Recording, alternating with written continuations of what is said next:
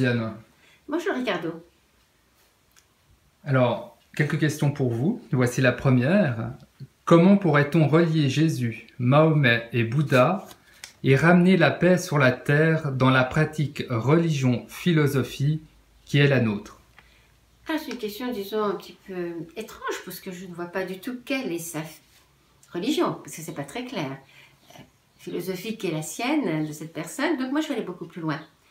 Je crois que je vais vous parler de l'homme en général.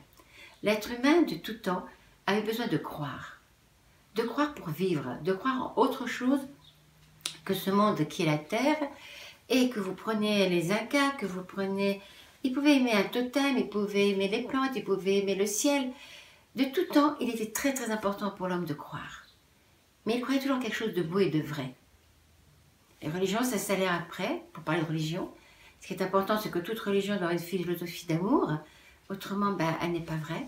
Mais c'est surtout ce qu'il faut comprendre, que quelle que soit la foi qu'ont les personnes, quoi qu'ils adorent, prenez quelqu'un qui est en Amazonie, qui n'a peut-être jamais entendu parler de religion, qui aime un arbre tout simplement, ou je ne sais, autre chose, s'il se comporte bien, droit, avec la nature, avec tout ce qui l'entoure, tout se passera bien. Et il ne pourra croire, du moins, pour moi c'est évident, que si c'est quelque chose qui lui apporte du bien.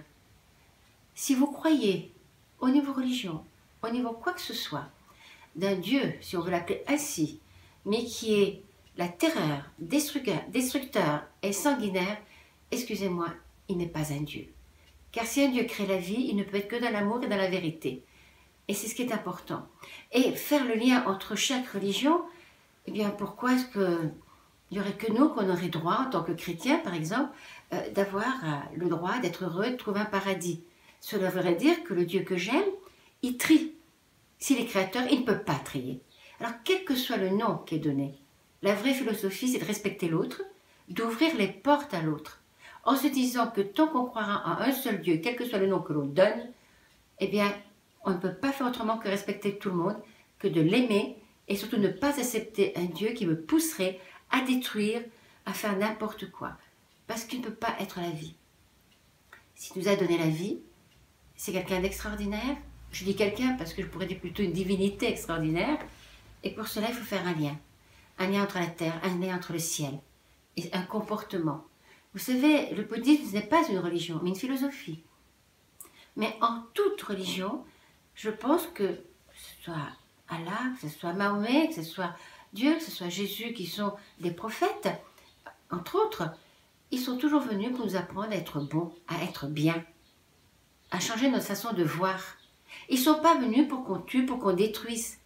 Alors, même quelqu'un qui est aujourd'hui au fin fond de l'Amazonie, je reprends cet exemple, et que de coup se met à détruire la nature, je comprends que sa tribu dira « mais tu ne respectes pas celui qui nous a créés ». Donc c'est ça qui est très important.